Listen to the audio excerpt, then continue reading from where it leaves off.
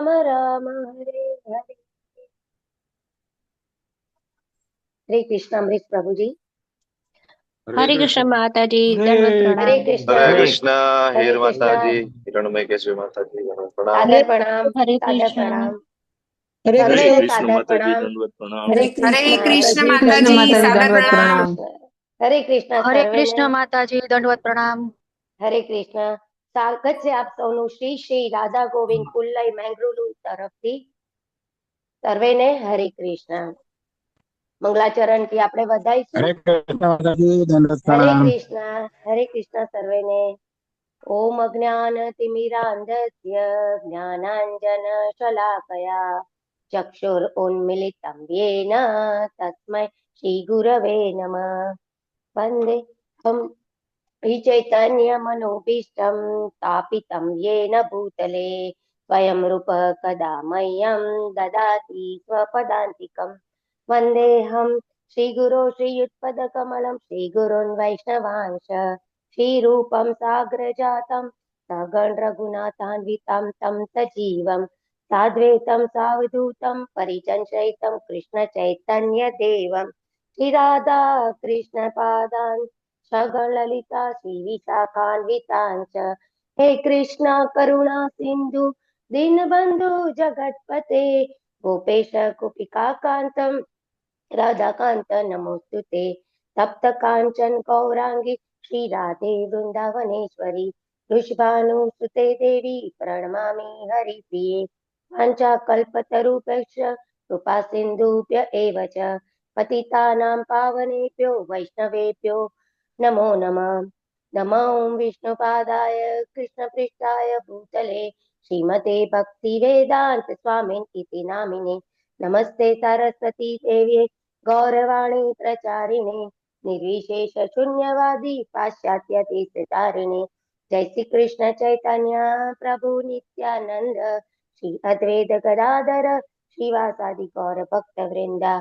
हरे कृष्णा कृष्ण कृष्ण हरे हरे हरे कृष्ण, हरे हरे हरे, राम हरे राम राम राम हरे हरे हरे। हरे, हरे राम, हरे हरे हरे। कृष्णा। हरे कृष्ण, हरे हरे कृष्ण। हरे कृष्ण। कृष्ण माता जी। हरे कृष्ण हरे माता जी, कृष्ण। दंडवत हरे प्रणाम। कृष्ण। हरे कृष्ण सर्वेने। ओम नमो भगवते वासुदेवाय। ओम ओम ओम नमो नमो नमो भगवते भगवते भगवते वासुदेवाय। वासुदेवाय। देवाय। ओम नमो भगवते वासुदेवाय। ओम ओम नमो नमो भगवते भगवते वासुदेवाय। वासुदेवाय। ओम नमो भगवते वासुदेवाय। ओम ओम नमो नमो भगवते भगवते वासुदेवाय। वासुदेवाय। नारायण नमस्कृत्यं नरं चैव नरोत्तमम्। नारायणं नारायणं नमस्कृत्य नमस्कृत्य नरं नरं चैव चैव नरोत्तमम्। नरोत्तमम्। देवीं सरस्वतीं व्यासं ततो जयामुदीरये। देवीं देवीं सरस्वतीं सरस्वतीं व्यासं व्यासं ततो ततो जयमुदीरये। जयामुदीरये। शृण्वतां सकथा कृष्ण पुण्यसवकीर्तन। श्रवणतां कथा कृष्ण पुण्यश्रवणं कीर्तनम्। विधीयन्तस्य भद्राणि विदुनोति तुरीप्सिताम्। हृदयन्तसहस्राणि विदनोति स्वस्तताम्। नष्टप्रायेषु अभद्रेषु नित्यं भागवत सेवया। नष्टप्रायेषु भद्रेषु नित्यं भागवत सेवया। भगवत्या उत्तम श्लोके भक्तिर्भवति नैष्टिकीः। भगवती श्लोके भक्तिर्भवति नैष्ठिकी। नैष्ठिकी। तो उत्तम श्लोक એવા પૂર્ણ પુરુષોત્તમ પરમેશ્વર ભગવાન શ્રી કૃષ્ણના ચરણોમાં આપણે નૈષ્ઠિકી ભક્તિની પ્રાપ્તિ એ જ આપણા સૌના જીવનનું એકમાત્ર ને માત્ર મુખ્ય લક્ષ્ય છે, પરમ લક્ષ્ય છે. અને આ લક્ષ્ય આપણને નિત્ય શ્રીમદ ભાગવતમના સેવનથી પ્રાપ્ત થાય છે. જીવનમાંથી બધું જ અભદ્ર, અકલ્યાણ, અશુભ અને અજ્ઞાન મૂળમાંથી નષ્ટ કરી જાય છે. તેથી આપણે રોજ શ્રીમદ ભાગવતમનું શ્રવણ વાંચન કરવું જોઈએ. હરે કૃષ્ણ માતાજી. જપા વોરિયર્સના નામ લેશો? હરે કૃષ્ણ માતાજી, દંડવત પ્રણામ. હરે કૃષ્ણ બધાને દંડવત પ્રણામ. વિક્રમી કૃષ્ણ પ્રભુજી, અમરીશનાથ કૃષ્ણ પ્રભુજી, શરદ વ્યાસ પ્રભુજી, તેજોમય કૃષ્ણકાંતા માતાજી, ચંદ્રિકા પરમાર માતાજી, પ્રિન્સી ધોળકિયા માતાજી, મિત્રવિંદા સુમુખી માતાજી, માધવી ચારુમુખી માતાજી, આકૃતિ પટેલ માતાજી, દેવ્યાની ઝાલા માતાજી, હર્ષા પ્રજાપતિ માતાજી, હિરણમય કેસરી માતાજી, જીજ્ઞા ગુજરાતી માતાજી, કલા બારડ માતાજી, રાજેશ્વરી જાડેજા માતાજી, વ્રજરાણી વિનીતા માતાજી, ભાવ સિંધુ શ્રી ચૈતન્ય પ્રભુજી, ગીતા માતાજી, હેમા મોદી માતાજી, હિરલ પાઠક માતાજી, કૃષ્ણ કૃપાલિયા પ્રભુજી, ધાર્મી પટેલ માતાજી, રાજેન્દ્ર પઢારિયા પ્રભુજી, નેહલ પંચાલ માતાજી, અશ્વિન ઠક્કર પ્રભુજી, પૂર્ણિમા ગોરંગી માતાજી, સુરેશભાઈ પ્રભુજી, વંદના વિસ્ફુટ માતાજી, તેજોમય કૃષ્ણકાંતા માતાજી, દર્શના ભટ્ટ માતાજી, નીતુ જરીવાલા માતાજી, આશા પટેલ માતાજી, હિરણમય કેસરી માતાજી, સ્વરાંગી માતાજી, અર્ચના ગોયલ માતાજી, આનંદપ્રદા ગોપાલિની માતાજી, સ્વભક્તિ શ્રીયા માતાજી, જીતેન્દ્ર ગોપેશ પ્રભુજી, દીપેશ્વરી પ્રેમાદેવી માતાજી, જગન માતા જયશ્રી માતાજી, નામ શ્રેષ્ઠ પ્રભુજી, રમેશ વાસુદેવ પ્રભુજી, સોનલ સોરઠિયા માતાજી, વિપિન વિલાસ પ્રભુજી,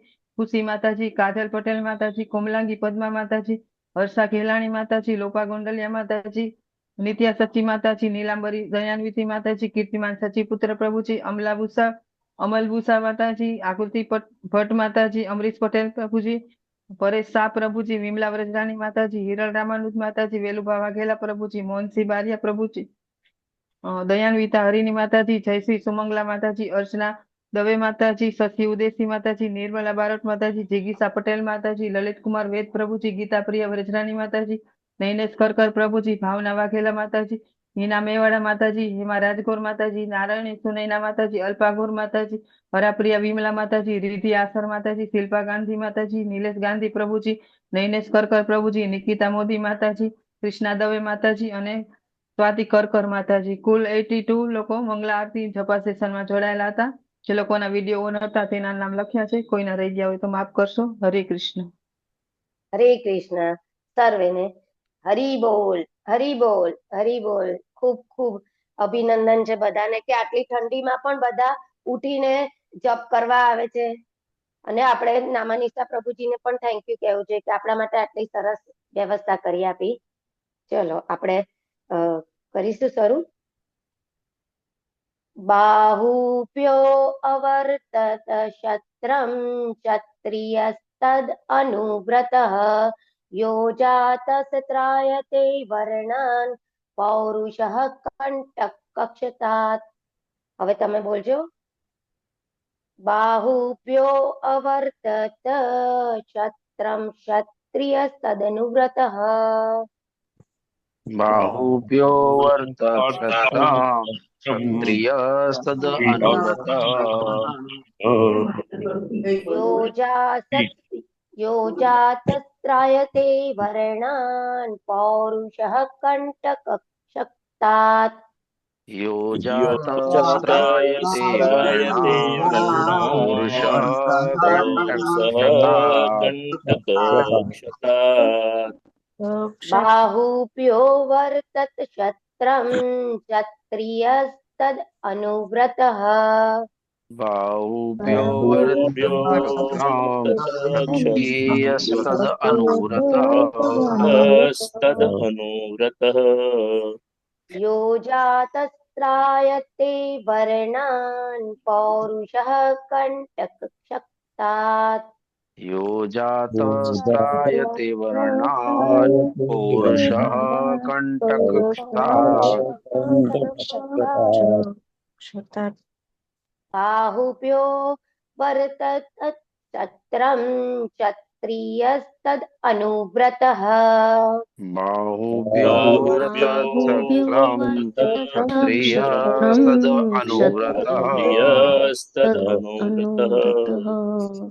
યોજાતસ્ત્રાયતે त्रायते वर्णान् पौरुषः कण्टकशक्तात् यो यो जातस्त्रायते वर्णान् जातस्त्रायते पौरुषः पौरुषः कण्टकशक्तात्। कंटकशतात्। પ્રભુજી આપણે 5 પ્રભુજી અને 5 માતાજી લઈશું કારણ કે આપણે સમયનો અભાવ હોય છે પછી આપણે ડિટેલમાં નથી કહી શકતા તો જોડે આપણે ગઈ જ શકીએ છીએ તો 5 પ્રભુજી ને 5 માતાજી લઈ શકશે. હરે કૃષ્ણ. बाहुभ्यो वर्तत क्षत्रम् क्षत्रियस्तद् अनुव्रतः बाहुभ्यो बाहुभ्यो क्षत्रियस्तदनुव्रतः यो जातस्त्रायते वर्णान् पौरुषः कण्टकक्षतात्। यो जातस्त्रायते वर्णान् पौरुषः कण्टकशतात्। बाहुभ्यो वर्तत क्षत्रम् क्षत्रियस्तदनुव्रतः बाहुभ्यो बाहुभ्यो वर्तत क्षत्रियस्तदनुव्रतः यो जातस्त्रायते वर्णान् पौरुषः कण्टकक्षतात्। यो जातस्त्रायते वर्णान् पौरुषः कण्टकशतात्। बाहुभ्यो वर्तत क्षत्रम् क्षत्रियस्तद् अनुव्रतः बाहुभ्यो वर्तत क्षत्रम् क्षत्रियस्तदनुव्रतः यो जातस्त्रायते वर्णान् पौरुषः कण्टकक्षतात् यो जातस्त्रायते वर्णान् पौरुषः कण्टकशतात्। बाहुभ्यो आवर्तत शक्रम् क्षत्रियस्तद् अनुव्रतः बाहुभ्यो वर्तत क्षत्रम् क्षत्रियस्तदनुव्रतः यो जातस्त्रायते वर्णान् पौरुषः कण्टकक्षतात् यो जातस्त्रायते वर्णान् पौरुषः कण्टकक्षतात् कण्टकशतात्। बाहुभ्यो वर्तत क्षत्रम् क्षत्रियस्तद अनुव्रतः बाहुभ्यो वर्तत क्षत्रम् क्षत्रियस्तदनुव्रतः यो जायते वर्णान् पौरुषः कण्टक अक्षतात् यो जातस्त्रायते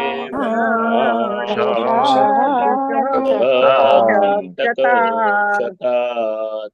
बाहुभ्यो वर्तत क्षत्रम् क्षत्रियस्तदनुव्रतः बाहुभ्यो वर्तत क्षत्रम् क्षत्रियस्तदनुव्रतः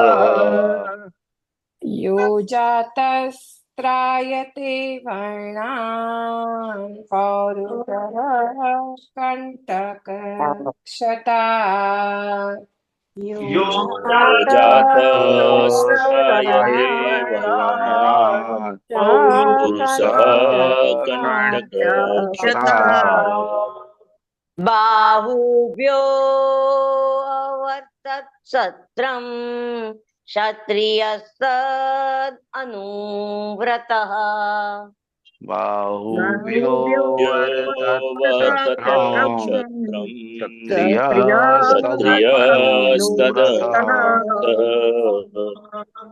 यो जातस्त्रायते वर्णान् पौरुषः कण्टक्षतात् यो जातस्त्रायते वर्णान् पौरुषः कंटकक्षतात् तात શબ્દાર્થ લઈશું આપણે.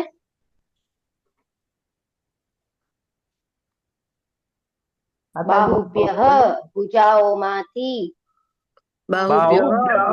ભુજાઓમાંથી અવર્તત ઉત્પન્ન થયા ઉત્પન્ન થયા છત્રમ રક્ષણની શક્તિ છત્રમ રક્ષણની શક્તિ ક્ષત્રિય રક્ષણની શક્તિ સાથે સંબંધ ધરાવતો વર્ણ ક્ષત્રિય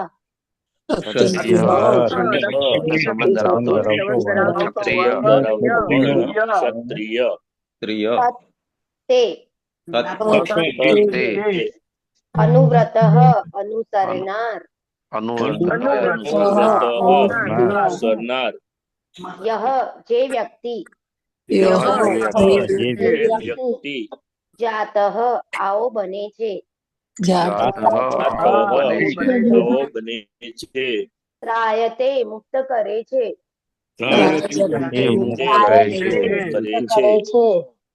વર્ણાન વર્ણોને અન્ય વ્યવસાય કરનાર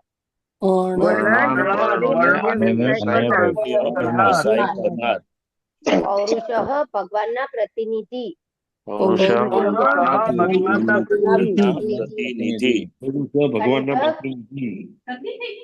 કંટક ચોર અને વ્યભિચારી જેવા ઉપદ્રવી તત્વો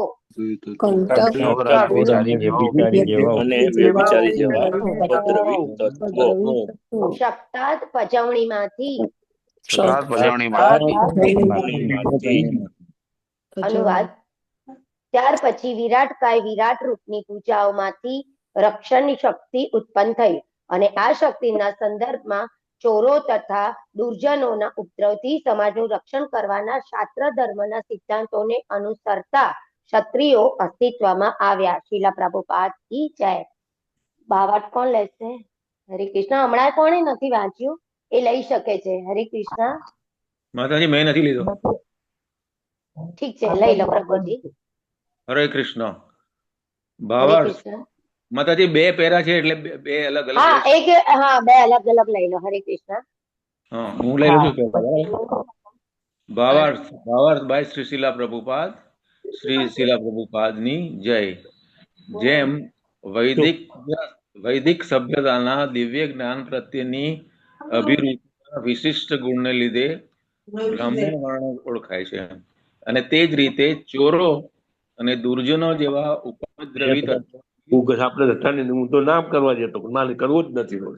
મારે તો લીધું જેમ તમે ઊંચું કરો એટલે અમારા ઘર નીચે જતા અમારી ઘરની કિંમત અમારે ફરીથી ઘર ઊંચા લેવાના થોડા કઈ ઘર થોડું ઊંચું થાય આ રોડ ઊંચો કેમ નહીં. એ જ રીતે ચોરો અને દુર્જનો જેવા ઉપદ્રવી તત્વોથી સમાજનું રક્ષણ કરવાની શક્તિથી ક્ષત્રિય વર્ણ પણ ઓળખાય છે. અહીં અનુવ્રત પદ મહત્વનું છે. જે વ્યક્તિ ક્ષત્રિય ધર્મના સિદ્ધાંતોને અનુસરીને ચોરો તથા દુર્જનોથી સમાજનું રક્ષણ કરે તે જ ક્ષત્રિય કહેવાય, નહીં કે માત્ર ક્ષત્રિય કુળમાં જન્મ લેનાર વ્યક્તિ. વર્ણ વ્યવસ્થાનો ખ્યાલ માત્ર ગુણ પર જ આધારિત છે, જન્મની યોગ્યતા પર નહીં. આથી જન્મના આધારે કરેલી ગણતરી અસંગત છે. તે વર્ણ વ્યવસ્થા અને વિભાજનનું મુખ્ય વિશિષ્ટ લક્ષણ નથી. ભગવદ્ ગીતા અધ્યાય 18-44 શ્લોકમાં બ્રાહ્મણો, ક્ષત્રિયો, વૈશ્યો અને ક્ષુદ્રોની યોગ્યતાઓનો વિશેષ ઉલ્લેખ કરવામાં આવેલો છે. આથી એમ સમજી શકાય છે કે કોઈ વ્યક્તિ અમુક વર્ણનું પદ પામતા પહેલા તેનામાં એ વર્ણના આ બધા ગુણો હોવા જરૂરી છે. હરે કૃષ્ણ. હરે કૃષ્ણ માતાજી. આ બધા વૈદિક શાસ્ત્રોમાં વિષ્ણુ ભગવાનનો ઉલ્લેખ હંમેશા પુરુષ તરીકે કરવામાં આવેલો છે. કેટલીક વાર જીવાત્માઓનો ઉલ્લેખ પણ પુરુષ તરીકે થતો હોય છે. સત્ય તો એ છે કે જીવાત્માઓ પુરુષ શક્તિ, પરાશક્તિ કે પરા પ્રકૃતિ એટલે કે પુરુષની ચડિયાતા દરજ્જાની શક્તિ જ છે. પુરુષ ભગવાનની માયાથી ભ્રમિત થઈ ખોટી રીતે પોતાને પુરુષ તરીકે માની લે છે, પરંતુ ખરેખર તેમનામાં આવા ગુણો હોતા નથી. ભગવાનમાં રક્ષણ કરવાની શક્તિ છે. ત્રણ દેવતાઓ બ્રહ્મા, વિષ્ણુ અને મહેશ્વરમાં પ્રથમમાં સર્જનની, દ્વિતીયમાં રક્ષણની અને તૃતીયમાં સંવારની શક્તિ છે. આ શ્લોકમાં પુરુષ પદ મહત્વનું છે, કારણ કે ક્ષત્રિય પાસે એવી અપેક્ષા રખાય છે કે તેઓ પ્રજાનું રક્ષણ કરવામાં અથવા ભૂમિ પર કે જળમાં જન્મેલા સૌ કોઈનું રક્ષણ કરવામાં પુરુષ ભગવાનનું પ્રતિનિધિત્વ કરે. આ રક્ષણ મનુષ્ય અને પ્રાણીઓ બંનેનો સમાવેશ થાય છે. આધુનિક સમાજમાં ચોરોનું રક્ષણ થતું નથી. લોક શાસન વાળા આધુનિક રાજ્યોમાં ક્ષત્રિયો ન હોય ત્યાં વૈશ્યો અને શૂદ્રોની સરકાર હોય છે, અને પહેલા હતી તેવી બ્રાહ્મણો અને ક્ષત્રિયોની સરકાર હોતી નથી. મહારાજ યુધિષ્ઠિર અને તેમના પૌત્ર મહારાજ પરીક્ષિત બધા જ મનુષ્ય અને પશુઓને રક્ષણ આપતા હોવાથી તેઓ આદર્શ ક્ષત્રિય રાજાઓ હતા. કલીએ મૂર્ખ સ્વરૂપે ગૌ હત્યાનો પ્રયત્ન કર્યો ત્યારે મહારાજ પરીક્ષિત તરત જ એ દુષ્ટનો વધ કરવા કટિબદ્ધ થઈ ગયા. તેમને મુક્તિબાદ કલીને પોતાના રાજ્યમાંથી નિર્વાસિત કરી દીધો. ભગવાન વિષ્ણુના પ્રતિનિધિ અથવા પુરુષનું એ જ લક્ષણ છે. વૈદિક સંસ્કૃતિમાં ગુણવાન ક્ષત્રિય રાજાને ભગવાનની આપાતો આદર આપવામાં આવે છે, કારણ કે આવા ક્ષત્રિય રાજાઓ ભગવાનનું પ્રતિનિધિત્વ કરી પ્રજાનું રક્ષણ કરે છે. અત્યારના ચૂંટાયેલા પ્રમુખો તો ચોરીના કેસમાં પણ પ્રજાને રક્ષણ આપી શકતા નથી, અને તેથી જ વીમા કંપની તરફથી રક્ષણ મેળવવું પડે છે. આધુનિક માનવ સમાજની ઊભી થયેલી સમસ્યાનું કારણ કહેવાતા સામાન્ય મતાધિકારથી વૈશ્ય અને શૂદ્રોનો વધી ગયેલો પ્રભાવ અને ગુણવાન બ્રાહ્મણો અને ક્ષત્રિયોની ઉણપ જ છે. હરે કૃષ્ણ માતાજી.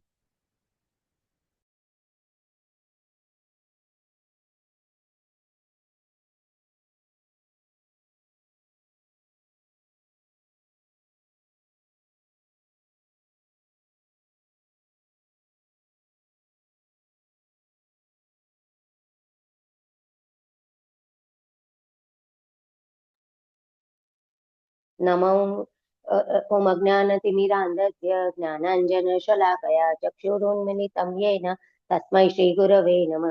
શ્રી ચૈતન્યમ નમો વિષ્ણુપાદાય કૃષ્ણપૃષ્ઠાય ભૂતલે શ્રીમતે ભક્તિવેદાંત સ્વામિનિતિ નામિને નમસ્તે સારસ્વતી દેવ્યે ગૌરવાણી પ્રચારિણે નિર્વિશેષ શૂન્યવાદી પાશ્ચાત્ય દેશ તારિણે શીલ પ્રભુપાદ કી જય, ગુરુ મહારાજ કી જય.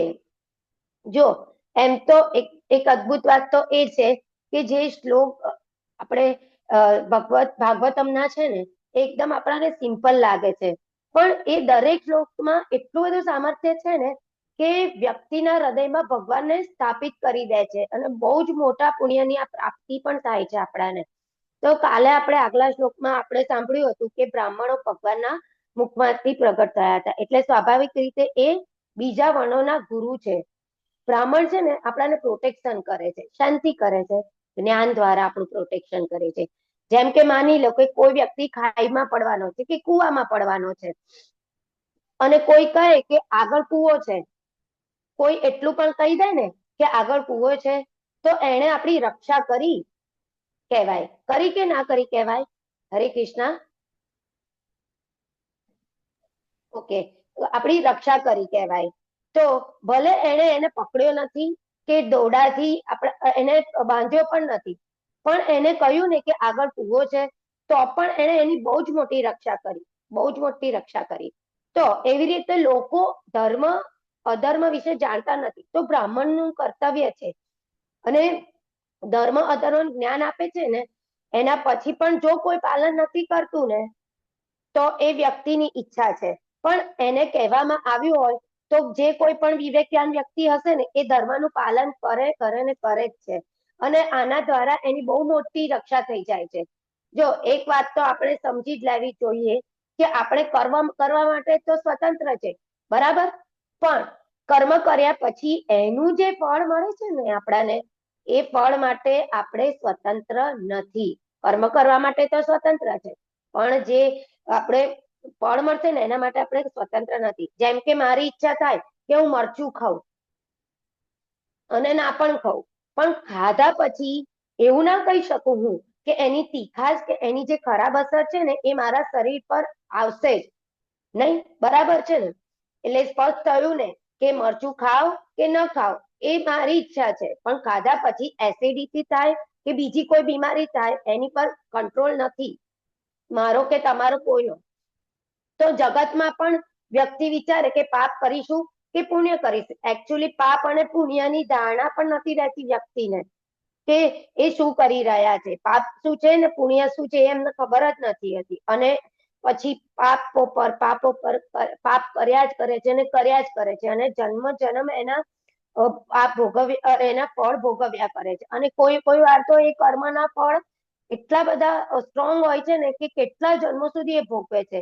અને જો એને કંઈ પણ આવું બ્રાહ્મણો દ્વારા કે કંઈ પણ રીતે એને જો જ્ઞાન મળે ને તે આ બધું કરતા બચી જાય અને સારા કર્મો કરે. તો બ્રાહ્મણ એનું કર્તવ્ય છે કે કેવી રીતે વ્યક્તિ પોતાના કર્મ કરતા કરતા પણ કર્મ બંધનથી મુક્ત થઈ શકે છે. એટલે ભક્તિનું જ્ઞાન પ્રદાન કરે છે અને એ કર્તવ્ય બ્રાહ્મણોનું હોય છે અને પોતાના જ્ઞાન આપવાના સામર્થ્ય દ્વારા અન્ય વર્ણોની એ રક્ષા કરી રહ્યો છે. તો હવે આજે આપણે આ શ્લોકમાં ક્ષત્રિયો વિશે જોવાનું છે કે ક્ષત્રિય કઈ રીતના પ્રોટેક્શન કરે છે, પહેલાના ક્ષત્રિય છે એ અને અત્યારના. તો આપણે ક્ષત્રિયો ધર્મની કઈ રીતના રક્ષા કરતા હતા ને પહેલા એ આપણે જોઈશું. તો ક્ષત્રિય ધર્મની રક્ષા કરે છે પણ પોતાના બાહુબળથી એ રક્ષા કરે છે. ક્ષત્રિયો છે ને એ બ્રાહ્મણોના ગાઈડન્સથી પોતાના બાહુબળથી એ ધર્મની રક્ષા કરે છે. અગર જો કોઈ આતંકવાદીને એવું કહેવામાં આવે કે જુઓ લોકોને મારવું એ અધર્મ છે, તો એ પહેલા શું કરશે? હરે કૃષ્ણ. એ આતંકવાદી શું કરશે? કોઈ કહેશે? હરે કૃષ્ણ. એ કહેનારને જ પહેલા મારી નાખશે. યસ, હરે કૃષ્ણ. સાચી વાત છે પ્રભુજી. તો એ સૌથી પહેલા તો એ જે પણ કહેશે ને એને મારી કાઢશે. તો બ્રાહ્મણ કઈ આતંકવાદીઓને ના સમજાઈ શકે? એને કોણ સમજાઈ શકે? એને ક્ષત્રિય જ સમજાઈ શકે. અને કેવી રીતના? એ એવી રીતના સમજાય સીધી ગરદન જ કાપીને એને સમજાવે. તો આપણે એવા બી બદમાશો જે હોય છે આપણા સમાજમાં કે જેને છે ને જ્ઞાનથી કે કોઈના સમજાવટથી સમજણ જ નથી પડતી. એને કેવા હોય છે, લાતો કે ભૂત બાતો સે નહીં માનતે. તો એવાઓને કોણ સમજાઈ શકે? એવાઓને ક્ષત્રિય જ સમજાઈ શકે.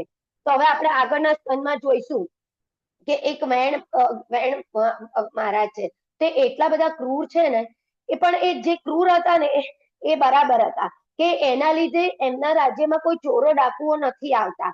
એ બધા ભાગી જતા હતા કારણ કે એમને ખબર હતી કે જો આ પકડશે ને તો એટલી ક્રૂરતાથી અમને મારશે ને કે ખબર નહીં કે એટલે એ લોકો પ્રવેશતા જ નતા એમના રાજ્યમાં. એ લોકો સીધા ને સીધા ત્યાંથી દૂર જ રહેતા હતા.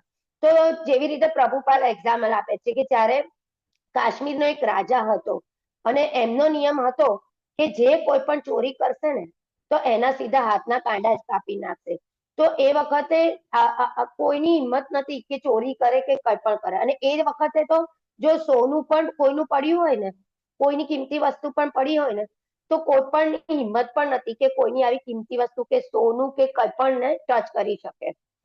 અને આજકાલ તો શું છે, ચોરી કરે કે મર્ડર કરે તો પણ મર્ડર કરીને પણ બેલ મેળવીને એ લોકો ફરે છે. બેલ મેળવી લે એ લોકો તો અને ફરે છે. તો શું ક્ષત્રિયોના રાજમાં આ બધું શક્ય હતું? ના, નતું શક્ય.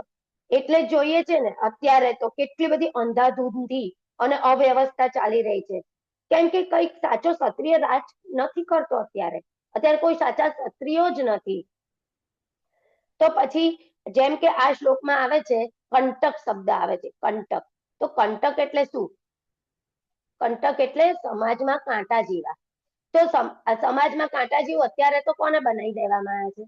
ધાર્મિક લોકોને, પ્રામાણિક લોકોને. કારણ કે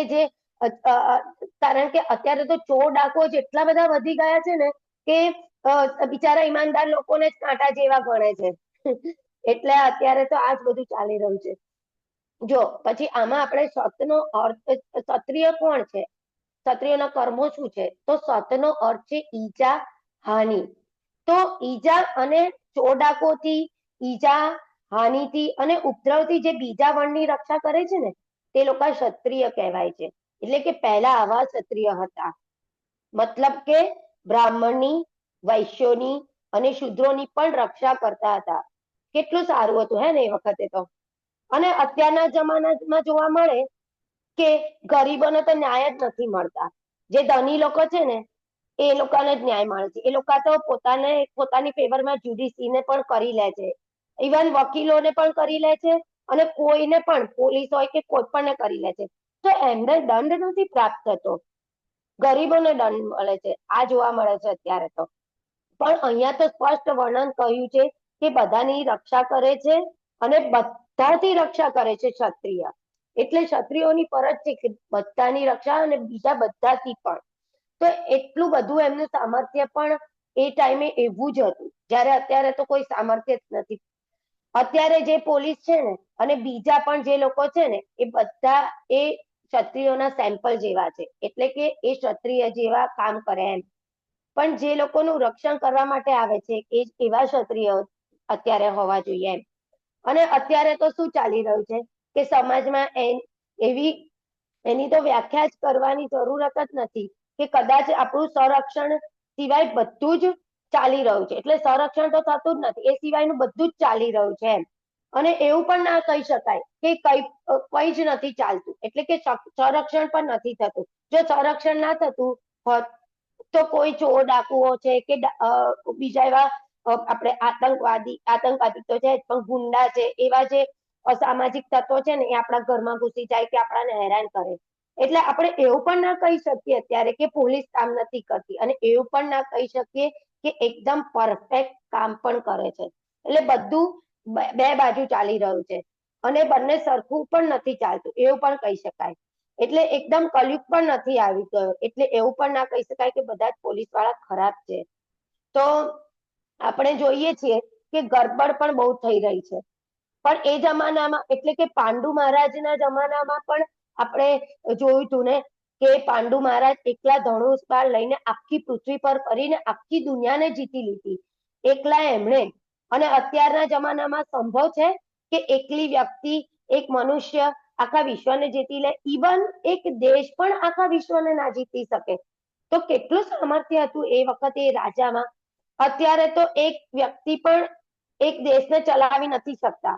કેટલું ઇન્ટરેસ્ટિંગ છે કે એક મોટો દેશ પણ એવું નથી કહી શકતો કે પૂરા વિશ્વને જીતી લઈશું. અને પૃથ્વી તો એ જ છે, જે એ જ વખતે હતી એ જ છે ને. પણ અત્યારે તો એવા ક્ષત્રિયો પણ નથી. તો ક્ષત્રિયો તો સામસામે લડાઈ કરતા હતા, છુપાઈને નતા કરતા. તો અશ્વત્થામાએ તો જાણે અત્યારે કમાન્ડો ઓપરેશન કરે છે ને એવું જ ઓપરેશન કરી કાઢ્યું કે પાંડવોના પુત્રો સૂતા હતા અને એમને મારીને આવી ગયા. અને આ કઈ આપણે સારું ના માની શકાય, સાચા ક્ષત્રિયની નિશાની નથી. આ બધું આપણે મહાભારતમાં જોયું હતું ને કે આ એકદમ શૌર્યની વાત નથી, અને આ શૌર્યનું ઉદાહરણ તરીકે પણ ના આપી શકાય આપણે. ક્ષત્રિય એટલે શું? ક્ષત્રિય એટલે યુદ્ધમ ચ અપલાયનમ. યુદ્ધમાં એ પલાયન ના કરી શકે ને પીઠ પણ બાળ પણ ના સ્વીકારી શકે. આપણે તો અત્યારે જોઈએ છે ને કે યુદ્ધ થાય અને દેશના વડાઓ તો એ બંકરોમાં જતા રહે અને કેટલું કેટલું રક્ષણ મેળવે. પણ આ પહેલાના જે ક્ષત્રિયો હતા ને એમના જેવું કઈ ઈઝી નથી. છાતી પર બાણ સ્વીકારવું અને એ પણ ખુશી ખુશીથી, એ બહુ જ અઘરું છે. અને આ એક ક્ષત્રિય જ કરી શકે. તો ક્ષત્રિયો ભગવાનના અંશ છે. એ ક્ષત્રિયો છે ને એ સાધુઓથી રક્ષા નતા કરતા, ચોર ગુંડાઓથી રક્ષા કરતા હતા. આપણી ચોથા સ્કંદમાં આવશે પૃથુ મહારાજના રાજ્યની વાત આવશે કે પૃથુ મહારાજના રાજ્યમાં બ્રાહ્મણ અને વૈષ્ણવો છે ને એ રાજાની નીચે નતા. એમ પણ એ લોકો તો ધર્મ પ્રમાણે ચાલનાર હતા અને ભક્તિ પ્રમાણે ચાલનાર હતા. તો પછી એમને શું કરવા એમની પર શાસન કરવાની જરૂર હતી? અત્યારે તો ક્ષત્રિય એ માનતા હતા કે આખી પૃથ્વી છે ને એ બ્રાહ્મણોની સંપત્તિ છે અને એ એમની સંપત્તિની કેરટેક કરી રહ્યા છે. એટલે જ તો રાજર્ષિઓ હતા પહેલા. એ રાજર્ષિ એટલે શું? રાજર્ષિ એટલે રાજા છે પણ રાજથી આસક્ત નથી, એ ભગવત સેવાથી આસક્ત છે. રાજ્યનું રક્ષણ કરવું એ મારું કર્તવ્ય છે ને એ ભગવાનની સેવા છે, અને બધાને ધર્મના રસ્તે ચલાવવા એ મારી સેવા છે. તો આ પ્રમાણે એ રાજ્ય કરતા હતા. આવા લોકો ક્ષત્રિય છે. અત્યારે તો બહુ જ પ્રશ્નો ઉઠે છે કે આજકાલ જે યુથ મોટા મોટા થાય છે એ ધર્મ છે કે ક્ષત્રિય છે. જે પણ છે, આજકાલ તો વિડીયો ગેમ રમાય છે. આપણે કેવું ઘેર બેસીને વિડીયો ગેમોમાં યુદ્ધ કરીએ છીએ એ રીતનું યુદ્ધ થાય છે કે અહીંયાથી રિમોટ ચલાવ્યું અને એ મશીન ઉડ્યું અને બોમ્બ ફેંકીને આવી જાય છે. તો આ કયા ક્ષત્રિયો જેવા કાર્ય કરી રહ્યા છે લોકો? અહીંયાથી જ બેઠા બેઠા મિસાઇલો છોડે છે. જેની પર નાખે છે ને બિચારા એમને તો ખબર પણ નથી હોતી કે આ ક્યાંથી આવી રહ્યું છે અને કોણ નાખી રહ્યું છે. તો જયારે આપણે કુરુક્ષેત્ર યુદ્ધ જોયું હતું ને ત્યારે શું જોયું હતું આપણે કે સામસામી યુદ્ધ કરે છે. કોઈ પણ નાગરિકોને કોઈ તકલીફ નથી થતી કે કોઈની હત્યા પણ નથી થતી. ઇવન જયારે કુરુક્ષેત્રના યુદ્ધમાં તો એક સિવિલાઇઝેશન જે નાગરિક હોય છે એમને કોઈનું મૃત્યુ પણ નતું થયું. તો સામાન્ય નાગરિકોને જોડે કોઈ મતલબ જ નથી હોતો યુદ્ધનો. એ લોકો તો જે રાજા સામસામી લડે એને જે જીતે એને રાજા બનાવે. એટલીસ્ટ મહાભારતના યુદ્ધ સુધી તો આ બધું શક્ય હતું જ. એના આગળ આપણાને ખબર નથી. પ્રભુપાદજીનું કહેવું છે કે જ્યારે તે અમેરિકામાં હતા ને ત્યારે અમેરિકાની સેના વિયેતનામના યુદ્ધ માટે છોકરાઓને ડ્રાફ્ટ કરી રહી હતી. મતલબ જો તે યુદ્ધમાં ના જાય તો તેમને જેલમાં મોકલી દેવાતા. તો પ્રભુપાદજીએ કહ્યું કે જુઓ આ લોકો તો શુદ્ર છે એટલે યુદ્ધમાં નથી જવા માંગતા અને ભારતમાં તો સેનામાં જવા માટે લાઈન લાગે છે. આજે પણ કેટલાક લોકો જાય છે, તૈયારીઓ કરે છે અને ભરતી થાય છે દેશની રક્ષા કરવા માટે. તેમની પોસ્ટ તો એવી જગ્યાએ હોય છે ને કે તેમને એવું લાગે છે કે આજે તો અમારો છેલ્લો દિવસ છે. તો એ લોકો એવા મેન્ટલી ટ્રેન હોય છે, પ્રિપેર હોય છે એ લોકો કે આજે અમારો છેલ્લો દિવસ છે. એમને કઈ ખ્યાલ નથી રહેતો કે આગળ શું થશે. તો પણ એ લોકો નોકરી કરી રહ્યા છે, દેશની રક્ષા કરી રહ્યા છે. આપણે એવું ના વિચારી શકાય કે એ લોકો પૈસા માટે નોકરી કરે છે. સેલેરી તો બધાને જોઈએ છે પણ આ પૈસા માટે ફોર્સ નથી જોઈન કરતા. અત્યારે પણ ભારતીય સેનાના પરાક્રમોની આખી દુનિયામાં ચર્ચા ચાલે છે. એવું નથી કે ક્ષત્રિયનો અંત સમાપ્ત થઈ ગયો છે. જેમને આ રીતનો સ્વભાવ હોય છે ને એ જ સેનામાં જવા માટે લાયક છે. એવું નથી કે કોઈને બંદૂક પકડાવી દે અને બની ગયા ક્ષત્રિય. એવું તો નથી ને કે કોઈ સૈનિકને પુસ્તક પકડાયું ને બ્રાહ્મણ બની જાય ને જ્ઞાન ધારણ કરે ત્યારે જ એ બ્રાહ્મણ બને. એટલે એના માટે જ્ઞાન પ્રાપ્ત થવું જરૂરી છે તો જ એ બ્રાહ્મણ થાય. એ રીતના ક્ષત્રિયમાં પણ એ રીતની યોગ્યતા હોવી જોઈએ તો જ એ ક્ષત્રિયો બને. એવી જ રીતે ક્ષત્રિયને પણ શૌર્ય તેજ ધારણ કરશે ને ત્યારે જ ક્ષત્રિય બનશે.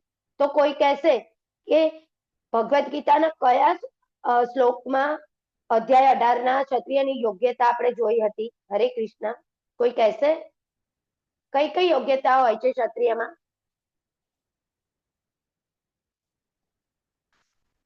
હરે કૃષ્ણ.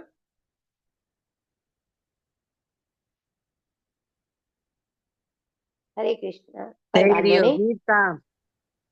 યસ, વીરતા, શક્તિ, સંકલ્પ, દક્ષતા, યુદ્ધમાં ધૈર્ય, ઉદારતા તથા નેતૃત્વ. આ બધા ગુણો હતા. કેવળ યુદ્ધની જ વાત નતા કરતા. આપણે ધ્યાનથી સાંભળવું જોઈએ કે ક્ષત્રિયનો મતલબ એવો નથી, એવું સમજવું જોઈએ કે જે નકરું યુદ્ધ જ કર્યા કરે. એવું નથી. ઈશ્વર ભાવસ્ય, ઈશ્વર ભાવ હોય છે એમનામાં. કે ઈશ્વર ભાવ એટલે શું? હું પાલન કરનાર છું, આ બધું મારા દ્વારા રક્ષાયેલું છે, એનું રક્ષણ નહીં કરું તો કોણ કરશે? એવા એમના ઈશ્વર ભાવ હતો તો એમનામાં. તો આ માટે એક વાર્તા છે.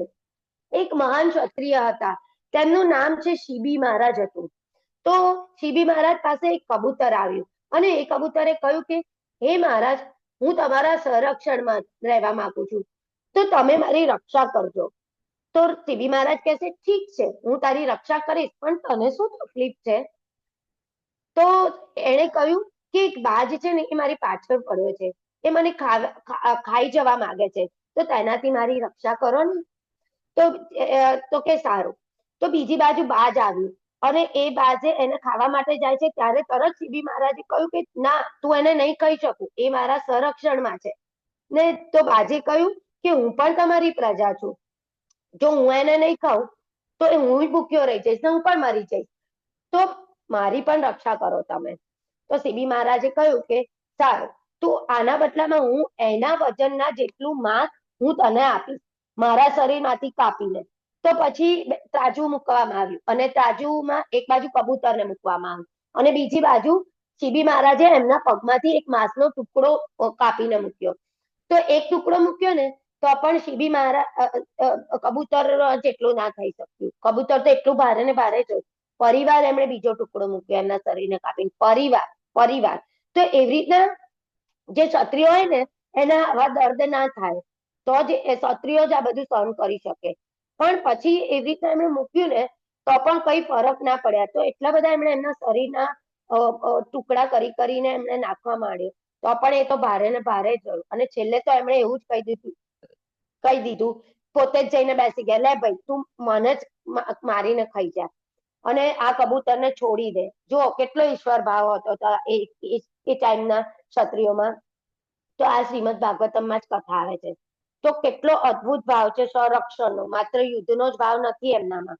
અને આપણે અત્યારે તો શું પ્રેક્ટિકલ જોઈ રહ્યા છે કે અત્યારે તો સંરક્ષણનો ભાવ જ નથી. જે રાજ્ય કરી રહ્યા છે ને એ બધામાં આ બધી કોઈ ભાવના જ નથી. લોકો મરી રહ્યા છે, એમને કઈ જ ફરક નથી પડી રહ્યો. મોટો એક્સિડન્ટ થાય કે કઈ પણ જાનહાનિ થાય ને તો ખાલી શોક દર્શાવશે, ત્યાં જશે, સાંત્વના આપશે, કઈ જ એનાથી વધારે એ લોકો નહીં કરી શકે. અને બહુ તો શું કરશે, 1 લાખ ઇનામ અમારા તરફથી તમને દરેકના ઘરવાળાના અમે આ 1 લાખ આપીશું, 2 લાખ આપીશું, બસ એથી આગળ એ લોકોનું કોઈ સામર્થ્ય જ નથી. તો આ પેલી જે આપણે આ સીબી મહારાજ વાળી વાત હતી ને એમાં પછી કેવું થયું કે જે બાજ અને કબૂતર હતા ને એ અચાનકથી ઇન્દ્ર અને એક દેવતાના રૂપમાં પ્રગટ થઈ ગયા. અને એ લોકો પ્રગટ થયા ને એની બીજી જ બાજુ તરત સીબી મહારાજ સ્વસ્થ થઈ ગયા અને એમણે કહ્યું કે અમે તમારી પરીક્ષા કરી રહ્યા હતા. એટલે એમને આશીર્વાદ આપ્યા કે તું જ ખરો ક્ષત્રિય છો એમ. એવી જ રીતે એક રંતી દેવી હતા. એ રંતી દેવીએ છે ને એમના રાજ્યની સુખ સંપત્તિ માટે, એમના રાજ્યના કલ્યાણ માટે 48 દિવસ ઉપવાસ કર્યા. અહીંયા આપણે તો 1 દિવસ પણ નથી કરી શકતા. એમણે પોતાના રાજ્ય માટે 48 દિવસ માટે ઉપવાસ કર્યા હતા.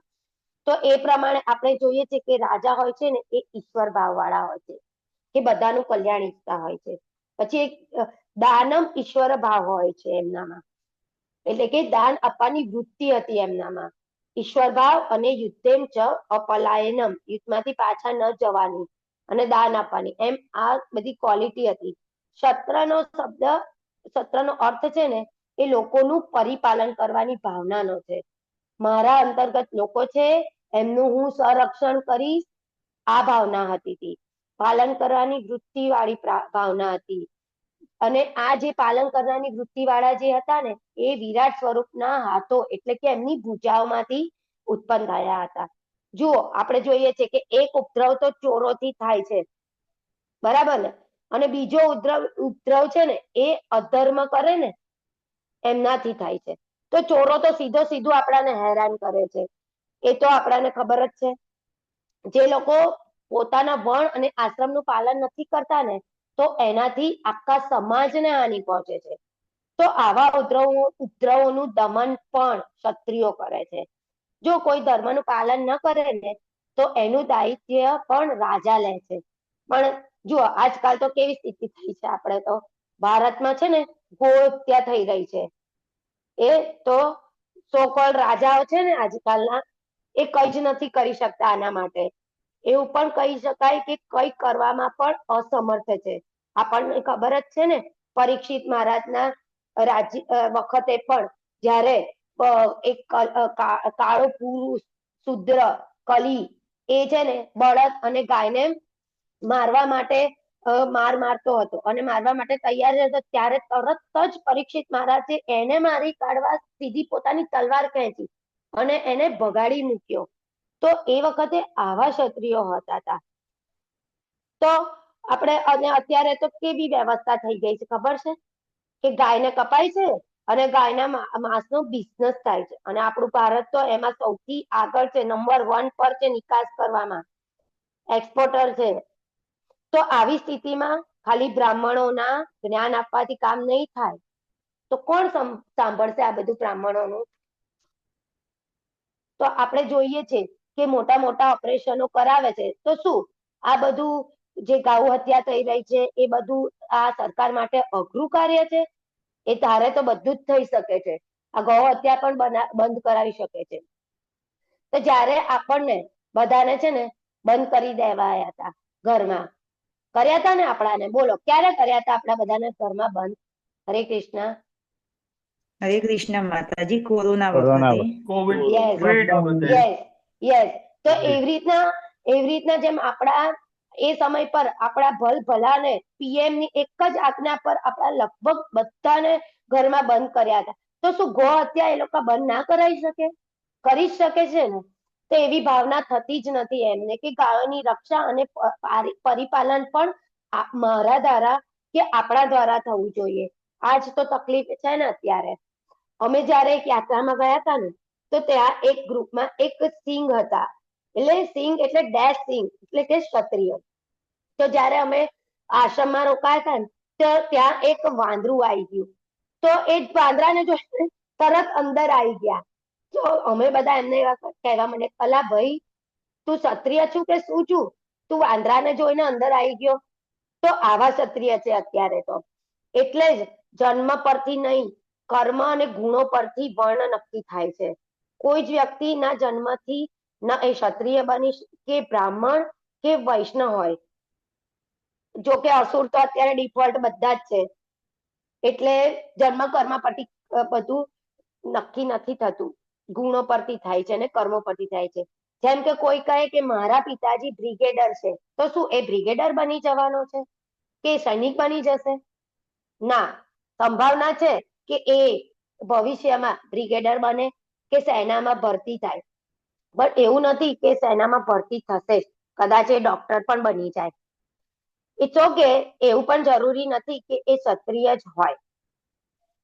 અહીં પ્રભુપાદ કહે છે કે જુઓ, સંરક્ષણનું કાર્ય કોનું છે? ભગવાન વિષ્ણુનું છે. અને અહીં કહ્યું છે કે ક્ષત્રિયમાં એટલે કે ક્ષત્ર એટલે સંરક્ષણની શક્તિ હોય છે. એટલે કે એમને બધા જીવોને એટલે કે પૃથ્વી પર અને જળમાં જે જન્મે છે ને એ બધાને પોતાના પ્રજા માનવી જોઈએ અને એવી રીતે એમની રક્ષા કરવી જોઈએ કે જે રીતે પોતાના બાળકની રક્ષા કરે. એ અર્થમાં ક્ષત્રિય છે. એટલે કે ભગવાન વિષ્ણુનું પ્રતિનિધિત્વ કરે છે. એ લોકો એ પાલન કરે છે બધાનું ભગવાનના વતીથી. ક્ષત્રિય ભગવાન વતી બધાનું પાલન કરે છે. તો જો જે શક્તિ એને મળી છે ને બધાની રક્ષા કરવાની, પાલન કરવાની ક્ષત્રિયોને, એ ભગવાન પાસેથી એને પ્રાપ્ત થઈ જાય છે. એટલે જ ભગવાને ભગવદ્ ગીતાનું જ્ઞાન રાજર્ષિઓને આપ્યું હતું કે જેથી લોકોનું પરિપાલન ધર્મના આધારે અને ભક્તિના આધારે કરી શકે. અત્યારે તો ચોર ડાકુઓથી રાજા બને છે. કે છે ને કે એ જે બી હોય જેલમાંથી છૂટ્યા હોય કે કોઈ બી જે મોટા મોટા હોય એ આવા ગુંડાઓ એમને છે ને ચૂંટણીમાં ઉભા માટે એ લોકો ટિકિટો આપી દે છે. અને પાછા આવીને આપણાને કે છે અમને એક વાર મોકો આપો તમારી સેવા કરવાનો. હવે આપણે સમજી જવું જોઈએ કે આપણે એમને શેનો મોકો આપી રહ્યા છે. આપણને લૂંટવાનો મોકો આપી રહ્યા છે. તે એવું થતું જ નથી. ક્યાંય પણ આપણે જોઈએ ને તો આપણે જોજો તમે વર્ષમાં એક વાર તો ક્યાંય પણ ગફલા થતા જ હોય છે. મોટા ને મોટા કંઈક ના કંઈક કમ્પાઉન્ડો બહાર આવશે ક્યાંક ને ક્યાંક ને કોઈક ના કોઈક દ્વારા. તો કારણ કે એ લોકોમાં ભોગની ભાવના રહિત હોતા જ નથી. એ લોકોને તો ભોગ ભોગવવા છે. એ લોકોને તો એમના મનમાં પ્રજાના પાલનની ભાવના છે જ નહીં. ખિસ્સા જ ભરવા છે નકરા એ લોકોને. તો અત્યારે આપણે સાંભળ્યું છે ને કે મહારાષ્ટ્રમાં પણ કેટલા ખેડૂતો હતા જેમણે આત્મહત્યા કરી હતી અને હજુ પણ કદાચ થતી હશે. એ બધું પહેલા હતું. પણ યુધિષ્ઠિર મહારાજ વખતે તો એવું કઈ હતું જ નહોતું. સેમ એવા ચંદ્રગુપ્ત મૌર્ય વખતે પણ આવું કઈ નહોતું થતું. એ ફેરી તો બહુ જ સરસ વ્યવસ્થાઓ હતી. તો આવી રીતે આત્મહત્યા નતા કરતા ખેડૂતો. તો ખેડૂતો કઈ કેટેગરીમાં આવશે? કોઈને ખ્યાલ છે? હરે કૃષ્ણ. વૈશ્ય. યસ. તો વૈશ્યોની પણ એ લોકો રક્ષા કરતા હતા. અને અત્યારે તો બિચારા ખેડૂતો પાસે જયારે ચૂંટણી આવે ત્યારે અમે તમને આ મદદ કરીશું, આ મદદ કરીશું એમ કરી કરીને બિચારાને વોટ અપાવે છે. અને જયારે એ લોકોને નુકસાન જાય ને એ લોકો આત્મહત્યા કરે ત્યારે કોઈને પડી નથી હતી કે એ લોકોનું શું થઈ રહ્યું છે. કોઈ જોવા પણ નથી જતું. તો એક સિમ્પલ વસ્તુ કરવામાં આવે જ્યારે કે જેટલા પણ નેતાઓ છે ને એ બધાને એવું કહેવામાં આવે ને કે યુદ્ધમાં તમારે સૌથી આગળ ઉભા રહેવાનું છે, સૌથી આગળ જઈને રહેવાનું છે, ત્યારે શું કહેશે લોકો? શાંતિ પરમ ધર્મ છે. અને યુદ્ધ બંધ કરાઈને બેસી જશે, બધું શાંત પડી જશે. તો અત્યાર સુધી તો આપણે શું જોયું હતું કે કોઈ પણ યુદ્ધમાં લડવા ગયા હોય રાજાઓ, તો એ બધા જવાન હોય અને એ બધા મર્યા જાય. જ્યારે અત્યારે તો બિચારા જવાનો જાય છે ને મરી જાય છે. વૃદ્ધ તો મર્યા નથી જતા ને. વૃદ્ધ એટલે કોણ ખબર પડી? વૃદ્ધ એટલે અત્યારના સો કોલ્ડ નેતાઓ કે જે બી સૈનિકો મોટા મોટા જે આપણા હોય એ બધા એ ઘેર બેઠા ખુરશી પર જ ઓર્ડરો કરે છે ને એ લોકો વૃદ્ધ છે એટલે તો માર્યા નથી જતા. જ્યારે જવાન હોય છે એ બિચારા માર્યા જાય છે. કેટલા પહેલા તો કેટલું સરસ હતું કે ચંદ્રગુપ્ત મૌર્ય પણ યંગ હતા ને એ પકડાય એ જવાન રાજા હતા. સેમ એવું યુધિષ્ઠિર મહારાજ, શિવજી, અકબર, હુમાયુન એ બધા જ યુદ્ધ કરતા હતા અને એ બધા યંગ હતા, આગળ જઈને યુદ્ધ કરતા હતા. અને અત્યારે તો યુદ્ધ કરે છે પણ પાછળથી કરે, આમ પેન કાગળ પર લખે કે આ જગ્યાએ યુદ્ધ કરો, આ જગ્યાએ યુદ્ધ કરો, અહીંયા કરો, ત્યાં કરો, ચાલે ને જે થવું હોય થાય, ગોળીઓ ચાલે ને મારા મારી જે થવું હોય થાય, અમારે શું? એ લોકો તો આવા ક્ષત્રિયો અત્યારે સહયોગ કરી દે. પણ રાજાને તો ધર્મનું જ્ઞાન હોવું ખૂબ જ જરૂરી છે. અત્યારે કોઈને પૂછીએ કે ગીતાનો એક શ્લોક બોલો, તો જો ખબર હોય તો શું થાય? કોઈને કશી ખબર જ નથી, ખબર જ હોતી નથી. એ સંદેશ છે કે અત્યારે કોઈને ખબર પણ છે કે નહીં. એટલે જ આ ઇલેક્શન વાળી જે સરકાર છે ને એ સારી જ નથી. કારણ કે ઇલેક્ટ કરાય છે એ લોકોને શૂદ્રોને, અને શૂદ્રો છે ને એમને પણ શૂદ્રોની વચ્ચેથી ઇલેક્ટ કરાય છે. જેમને કોઈ ધર્મનું જ્ઞાન જ નથી. પ્રભુપાદ આને લોકશાહી કહે છે. લોકશાહી, ડેમોક્રેસી કહેતા હતા, એટલે કે ડિમનક્રેસી.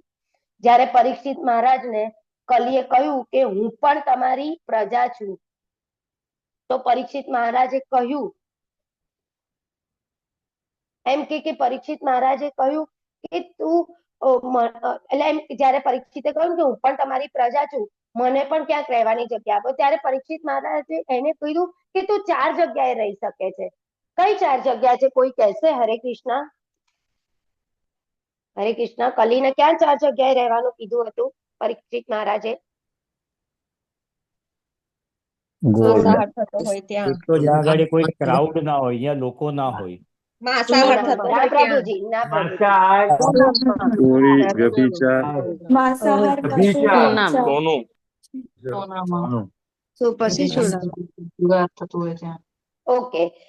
જ્યાં અદ્વૈત સ્ત્રી સંઘ હોય, જ્યાં દારૂ પીવાતો હોય, જ્યાં માંસ ખવાતું હોય અને જ્યાં જુગાર રમાતો હોય, તો પરીક્ષિત મહારાજે કીધું જા તું ત્યાં જઈને રહે.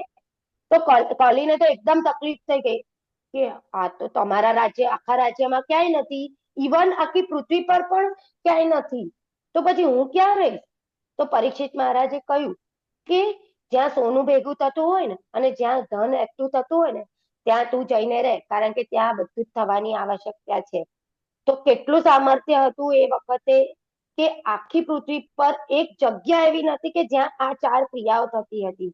એટલું બધું એમનું રાજ્ય સ્ટ્રોંગ હતું, without any internet, without or something. તો કોઈ પૂછે કે રાજા કેમ ભગવાનનું પ્રતિનિધિત્વ કહેવાય છે? રાજા કેવી રીતે પાલન કરે છે?